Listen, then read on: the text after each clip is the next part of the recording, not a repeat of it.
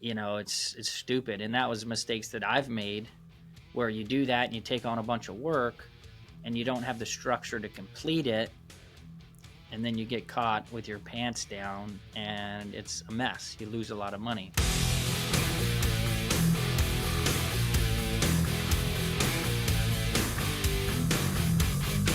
Welcome to the Top Contractor Podcast, the show that highlights the remarkable individuals who are shaping the construction industry and pushing its boundaries with engaging interviews, expert discussions, and real-world stories of success. I'm Bill Reiman, your broker builder. I'm here with my co-host, Nate Swink. What's up, Bill?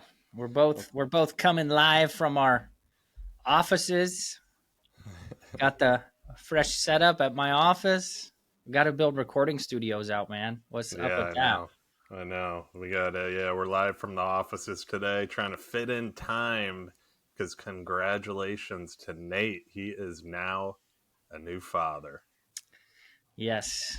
I got to give the clapping noise here. Here we go. Sleepless nights have begun. Oh, thanks. Yeah. Welcome to fatherhood, Nate. How's it feel? The first you're about 4 days in now? No, 2 weeks on Sunday. Oh, 2 weeks. Wow, time flies. Yeah, it does. She already grew an inch. We went to the appointment today. I'm like, wow, an inch in 1 week. If she keeps this up, she'll be in the WNBA. That's a good thing to aspire for right there too. And she can take care of you. You know what I mean? So, but no, man, congrats, man. That's awesome. Welcome to the world of fatherhood. And today, before we get into the topic we're going to discuss, Nate, what is this show all about? All right. So on the TCS podcast, we do 3 style of episodes. Number 1 is a deep dive into a specific topic. Number 2 is an expert interview. And number 3 is construction news. And today we're doing a deep dive into what our mentor, Brian Hess, likes to say, get rich for sure, not get rich quick. So. Yeah, and I'm excited for this topic too, because there is a lot of construction businesses out there, and they are just trying to get rich quick, especially new companies.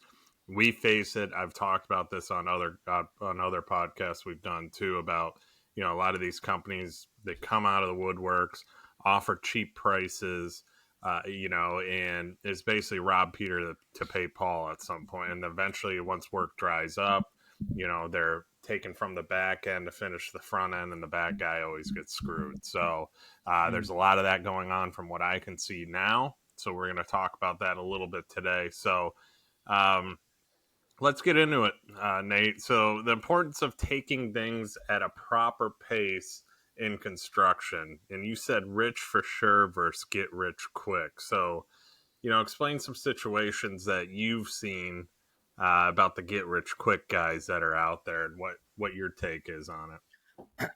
Yeah, so I would say the biggest killer in business is being too optimistic, right? Everybody, they have no clue what it takes to scale a company. And hang on, sorry, we got a little reverb. Let me fix my audio there.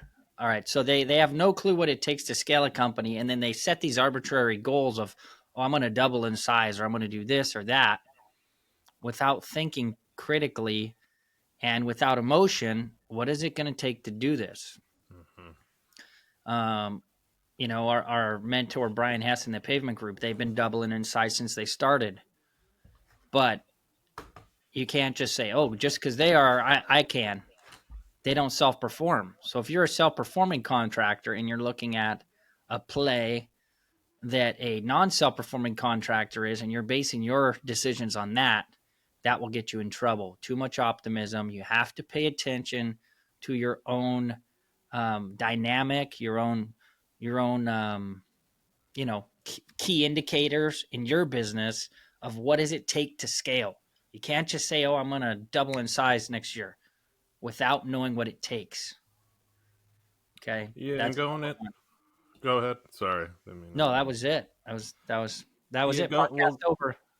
Going into what you just said about what it takes to scale too. I mean, I think a lot of people don't really assess that like they should, and plan for it like you just talked about a little bit too.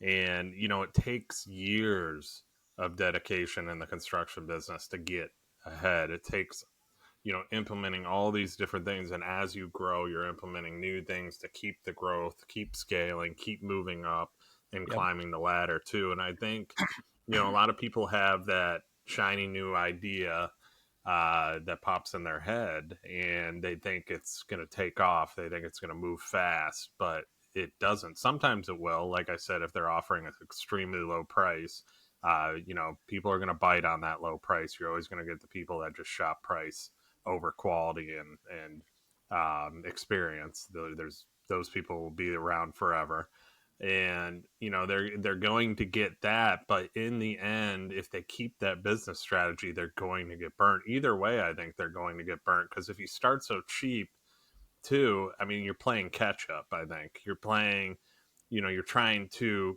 once you kind of level off your business and really start trying to make profit and increase your margins and so on, at what point are you just playing so much catch up that you can't get yourself out of the hole you've already dug? You know what I mean? Yeah, and you're setting false expectations for your customer. You're going to be charging them this much this year and then 30% next year to catch up. And then how does that make sense, right? So, what I see a lot of people who have that get rich quick mentality where they fail is they're not thinking long term. Business isn't a trip, it's a journey. It's a constant lifelong journey. And if you don't make decisions based on how long stuff takes, if you don't base decisions on 10 years out, 20 years out, 50 years out, you're going to be caught up making stupid decisions. Yeah, definitely. And it's a lot of people struggle with that. A lot of people struggle with planning and planning ahead. I think they just kind of dive into it and hope for the not everybody, but some people just kind of dive into it without the proper systems, processes, things in line. Um, and talk about like your experience with that when you first got into business a little bit for the audience, Nate. Like when you first got in, what you did wrong, how you should have done it too. Because I know you went through a place. You're obviously out of it. You're rolling now. You've figured things out. So talk about those things a little bit so the audience can hear. Yeah, the biggest thing with scaling where I've made a mistake is you need to understand two things, right? How much time is it going to take me to scale, and what resources are needed? And then you have to allocate that time and resources, right? Time is like how much time do I need to spend building out a new system, or how much time do I need to spend training? And then the other resource is like how much money do I need to hire this new guy or this new software or whatever else? And if you don't evaluate those things, and you just base a decision on, oh, I'm going to scale, I'm going to double in size, it's stupid. And that was mistakes that I've made, where you do that and you take on a bunch of work and you don't have the structure to complete it, and then you get caught with your pants down and it's a mess. You lose a lot of money. So the biggest thing is just make sure you're looking at everything from a logical standpoint, not based on your feelings, not based on what everyone else is doing. um, you know Or if you hire too fast or you hire too slow too, could be another problem as well. Like you hire too fast, you don't have the money coming in, but you don't want to do all the work, or you hire somebody and you can't afford them, and it's just you don't have the business to be able to afford them. Or later on, you hire, it's just, it works both ways. But I think everybody needs to do more. I mean, you need to do more planning. And I kind of lost my train of thought there for a second, but you need to do more. It's afternoon here at the You need office. that, dude. You got me on the first form. This is the cleanest stuff. You got to get on that. What is it, Alf or something? Master Brain AM. Yeah, throw that in there too. Ooh, that's what I got. I'm on that. They say 5 days on, 3 days off. I'm sorry, Andy. I'm 7 days on, baby. 365, baby. That stuff is like crack, man. It gets you lasered. Yeah, there's a little another plug for First Form right there. But no, man, I think, as far as business and construction, and even kind of looking at us too, just rushing into things, even when building a house, trying to rush into things to, maximize profit or get profit faster too, can be a mistake. It can be a mistake. I mean, we have all the time. We have clients that are like, "Hey, we need our house by this time. We need our house by this time." And a lot of builders, I think, where they make mistakes is they say, yeah, I can get it done then, but they really can't get it done. And it creates a rush process where they're just speeding through, trying to hit this deadline that is unrealistic. And the home builders out there listening, I know they've been through this. If they do custom building for clients, they have that client that has that and wants to be in by Christmas. Let's use that for an example. And they say, I got to get in for Christmas. I'm getting, and then some of them will even pressure you with furniture. I love that one. They're like, oh, I ordered all my furniture, and the furniture's coming at, this day. And we never went over a final closing time, too. So they start pressuring you with that. You have to put your foot down as a builder. You cannot rush into things. And if you're profit driven, you're just trying to get the house done to make your money and move on to the next, you're never going to have success in this business. It's all about time, the time you put in it, making sure all the little details are perfect. That's how we operate. You may have a pissed off client during that process because they want to get in, but I'm telling you, once they get in the house, they see how perfect it is. They see that everything's completed. They see not a million people running around trying to finish it on the closing day. They're going to be happy. It always works out that way. So just, take your time. This goes into business and everything like Nate and I are talking about because it's so important. But there's a lot of people that just want money now. And you see it in houses too, man. You see it. And I'm talking to my world, Nate. You probably see it in your world as well.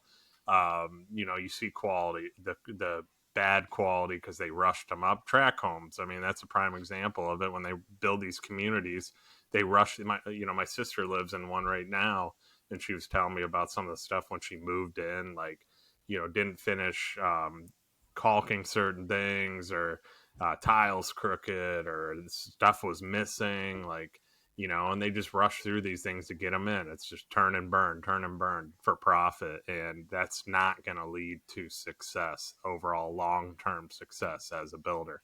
You're just chasing the waves of people, chasing the waves of the economy, and as the good times go down, you go down with them. Let's put it that way. Yep, for sure. So on your end, Nate, what do you got on that kind of thing too, as far as somebody rushing into? I mean, you're a little bit different on the business side than I am. Like rushing, if somebody was opening a welding company or steel company too, and they rushed into it. What do you got for an example of somebody performing bad? Because I know you've put a lot of years into what you do. You've had the ups and downs. So, out of your experience, what would you say? Yeah, just make sure whatever you're scaling that it's sustainable, right? It's not. There's no point of trying to build this massive company if it isn't sustainable. Massive company at a massive pace, right? If you build it out at the proper pace and you're paying attention to things, you're going to sustain that for a long time. So that's the biggest thing. Don't be too optimistic. I can't say it enough. Is like any big issues I've had is because I'm too optimistic with things. Run your business by the numbers, right? Get rich quick versus get rich for sure. All right. You might think you're getting rich quick, but I know I'm going to be rich. I know how much money I'm going to be worth because I look at the key performance indicators of my company. I can see run the business by the numbers, right? I can see the growth. I can see the profitability. I can see, oh, we did that this year by tweaking this and this.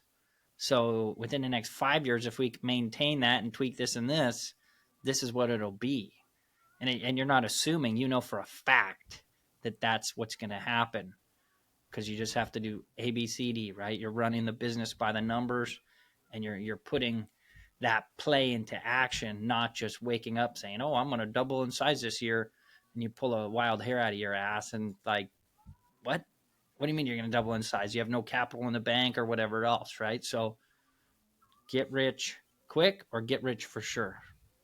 That's the thing. Talk about a little bit more what you just said. Run the business by the numbers too, because there's been a lot of businesses that fail by not calculating their jobs correctly. Under calculating. Let's put it that way. Even in the home building world too. I mean, if you're a fixed cost builder and you underestimate yourself and then you change order the heck out of people, you're going to have a really bad experience as a builder because you messed up. Either you're going to lose money or you're going to have a really pissed off client. Let's put it that way. We've been there too, where we've undercalculated things in the past. We've changed the way we structure our pricing now, through trial and error, through learning, which comes to what we're talking about. Over time, you figure these things out. You're going to make mistakes in your business, and that's what's going to lead to you figuring them out. Is the time you put in. So, talk about running the business by the numbers, because I know with you too, and myself, numbers are crucial. If you're bidding a job for a residential home and you undercut yourself, there's really no turning back. I mean, you're screwed. So, versus somebody that maybe that's cost plus or building cost plus, they make up that difference too. But you as a subcontractor, you have to be spot on. So talk about that a little bit. Yeah, I mean everything that we do from our end is all fixed costs, right? We'll sign a contract. It could be for $1 million, it could be for multiple millions on a job that could last 2 years. And I have to analyze all that and make sure that the cost is going to work out 2 years from now. Okay. So it's pretty wild how that works. But running your business by the numbers, quite simply, is when you need to make a decision, instead of having any emotion, you can make a decision based on the statistics and the numbers, right? Like it could be, what's our revenue going to be in 90 days, or how many jobs are we going to have on the books in 90 days from a revenue standpoint? Without being emotional, I could pull up a spreadsheet and tell you what that is based on our closing in 90 days rate, based on the amount of jobs that we bid a month, a week, et cetera, and which ones I know are going to close in the next 90 days. So it's all those statistics, right? Should we go after more commercial TI work or more commercial ground up work? All right. How do I know what's more profitable? Because I have job profits on those different style of projects, and I can track all that, right? Before a project manager orders a material on a large 7-figure project, we look at what's the job profit at? Where are we at on budget? Do we have enough money to order that material? Are we going to run into an issue in 3 months? Right. So it's looking at all those different numbers, and that's the biggest game changer. Yeah. And I mean, I've had it in the past too, where I've struggled. I've had I had a big project that was priced incorrectly, ended up losing our ass on it in the end too. You know, and you literally, what that did for me though is most people would not most people, but some people would just keep going and they just say, all right, forget about it. But I actually went back and looked. It was like, okay, what did I miss? What do I need to implement into my next quote, my next proposal that I missed on this one to, make sure that we are totally covered too. Yep. Yeah, That's the importance of it, is always checking, making sure you're totally covered in all aspects of it too. So the detail structure of how we do things now with our bids and our, when we send them out to clients, it's so broken down and detailed now, but that took time to get there. It took mistakes. It took all these learning experiences to get there too. Another thing I was kind of talking about rushing on people rushing on projects. And, if you rush on projects to get them done, to get that check, to get your monthly payment or however you operate too, if something is missed, that's the thing. Something's missed. Well, you're going to have to go back. It's going to cost you money to continually go back. If something's wrong, not working correctly And because you rushed it, you got to tear out a wall, you got to do something, you're going to cost yourself more money by going back to it too. So keep that top of mind as well, is that you just, that's why we strive on doing it right the first time. We take our time to get it done, and make sure and look at everything and evaluate everything too. And if we make mistakes, we admit it and we always go back and fix it. But unfortunately, it costs us money too. So it's always a learning experience when you're going through these things. yeah, that's probably a weak point for us right now is we need to dial that in for sure because go backs are a complete killer, man. If you have to go back and do touch up work on a freaking project and you're not getting paid to go do that touch up work, it's coming out of the bottom line of the profit, you know. So that's the biggest thing is making sure that systems are in place and the right people are in place to avoid that. And for the most part, we do a good job, but there's a lot of room for improvement for sure. Do you ever do final walkthroughs after you're done with a project and walk through with the homeowner just to make sure everything's okay up to par? Have you ever done something like that? Yeah, for sure. It depends on what type of project it is, though. Because Okay. sometimes it's for direct for GCs, sometimes it's for homeowners. Depending Um, on the size, I'm sure you go yeah, back. sometimes it's cosmetic stuff, sometimes it's code compliance stuff. So we really need to make a more like effective, I don't know, checklist or something, but that has the different codes, right? Because some of it's residential code, some of it's commercial code, and they're two completely different standards, you know?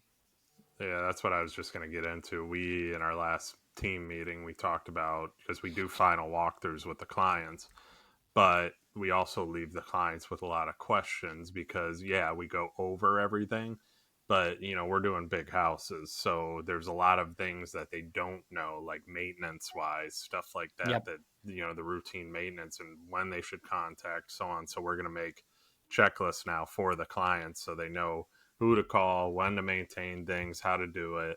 And that just helps with us. So they're not calling us as much and so on too, and streamline our process. But we always Yeah. do final walkthroughs on everything. We do a lot of walkthroughs during the build just to keep quality control up. If we miss anything, usually the client sees it, but then we also send them photos every single week as well, so they see what is happening and going on. And I usually get a call by the end of the week once those photos go out, just on progress, stuff like that. So keeping your clients in the loop too, which goes into what we are talking about now. That takes time to do. You're not rushing through the project. It's not about just collecting the check and rolling. It's literally making sure everything is perfect throughout the process, then you collect a check. That's how it works. So, Yep. Yeah, planning for sure. That's another area that we need to have more efficient planning on from my business perspective anyway, where we need to spend more time sitting down, making formal, hey, what are we gonna do? We're gonna do this phase, then this phase, then this phase. Oftentimes we kind of just like bomb in there and get it done. Works depending on what size of project it is. But yeah, planning's huge. And just making sure you allot enough time for planning. You don't want to be rushed when you're doing that. yeah, proper planning allows for better resources. It allows for better overall detail in the end And too. Which, you're confident too. You're confident of the outcome. yeah, Like this large 3-story commercial building we got going up right on Rodeo Drive, or sorry, Beverly Drive, Beverly and Rodeo, the fashion district right there, downtown Beverly Hills, iconic area. We're like building a 3-story building from the ground up, like right there in between two existing buildings. Really insane logistics, everything else, but we've done so much planning on it that I'm not even worried about it. You know, like it's obviously we'll still there you do our go. due diligence, but we have it planned out and we're checking in on it. And we have all these different indicators on track, off track, where we're like, all right, now we just need to execute, and we already are executing. You know, but it's like it's going so smooth. Yeah, and it's like you just said, proper planning has led that to that, and we're not sitting here saying take your sweet time on every single thing you do. Don't just coast through it and this and that. Obviously, everything's got to have a pace to it. You got to set yourself some kind of deadline to get things done. It can't just be for a free for all. We have homeowners that ask us all the time throughout the build, hey, when do you think my house is going to be done? We usually evaluate it. I always tell them, let's evaluate once we get to the rough stage.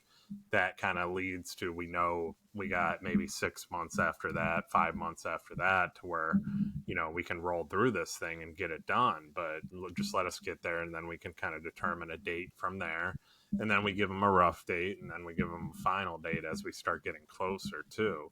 So Yeah, and having all those dates too for all your projects, that helps with billing predictions. It helps Yep. with cash flow projections. So it puts you at another point where you can run the business by the numbers. Yep. You know that, hey, we're set for X amount of years. So that gives you confidence to take risk, to invest in software, to invest in people, and put yourself more out there knowing that there's money in the bank. Yeah, and I think a lot of contractors struggle with this, but you set the tone as the contractor. If you're open and honest about your timelines, if you tell people, this is what the expectation is, always set that expectation going in from the beginning. Okay, it's going to take, obviously down here, it takes a little bit more time to build homes. So if it's going to take on a big home 20 months to build the house, set that expectation from the beginning. And as you're building, you're continuing to set those expectations as you're going, just filling the people in, but you're giving them progress reports as you're going too, so they don't feel like they're just blind to the whole situation, which I think a lot of contractors struggle there. More information is better. You can give too much information, obviously, too, but more information is better too. Yep.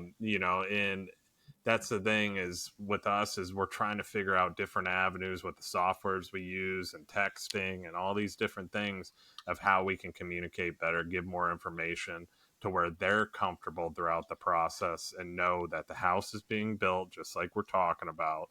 It's on the deadline that we said from the beginning, and then we're going to firm up that date later on too. So being open and honest, timelines, just being upfront with people, just totally opening the doors to what you're doing helps big time, and not rushing through, keeping everything enclosed, keeping everything quiet, just asking for money constantly when things aren't getting done. They know things are done with us. 99% of the people we build for are not here, but we give them enough resources to pay us and trust us that the job is done. So we usually don't have an issue with getting paid too. And that's what I'm talking about, giving them those resources as well, and not just rushing through.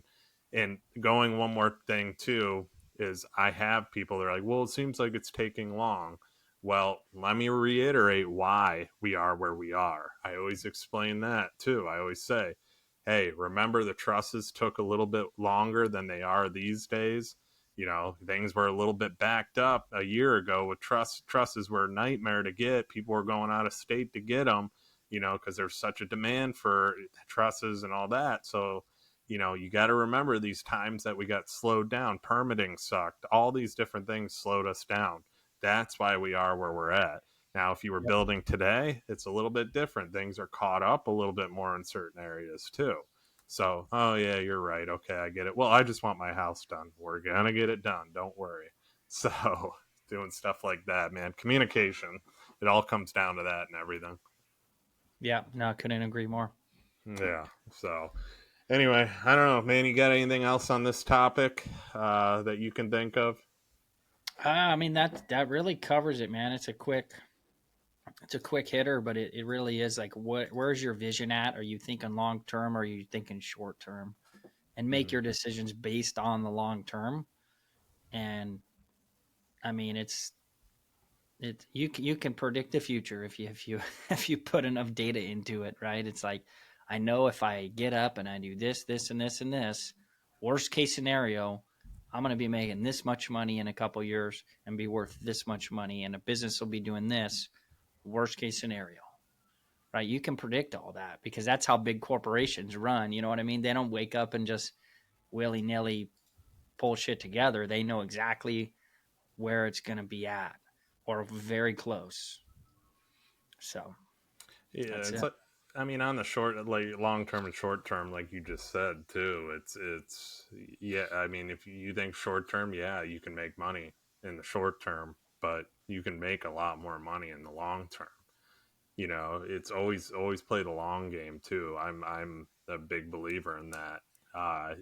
Example of playing the long game that I just recently had, is my brother-in-law does a pool for a new house. It's a new build. It's a smaller house. They just called him and hired him, and he was talking to him, and they got to talking. And long story short, our company came up, and he's like, "Yeah, I was talking with RK Reiman originally, but they're a bit higher end than I can afford right now." But he goes, I talked to a guy, I think his name was Bill, and he was really helpful, man. He was really helpful. He didn't just say screw off like a lot of the bigger builders did. He really gave me good information, helped me out, and gave me some good advice when building. And now we built our home. But he goes, when I have the money, I'm working now. When I have the money and I go to sell this home and I can build that caliber of home, he goes, RK Ryman's going to build me a home. So playing that long term, always being willing to help people, even the people that don't have, aren't building big houses, because that's what we do, and they're not ready to. Down the road, they're more than likely going to be ready to. They're working, they're just getting their secondary home. They could sell that home, make some money, things can happen, investments can take off, and then they want to build a bigger home because they got grandkids, they got all these things Yep. happening too. So always play the long term. That's Nate and I's advice on this, because him and I have done it, and we continue to do it.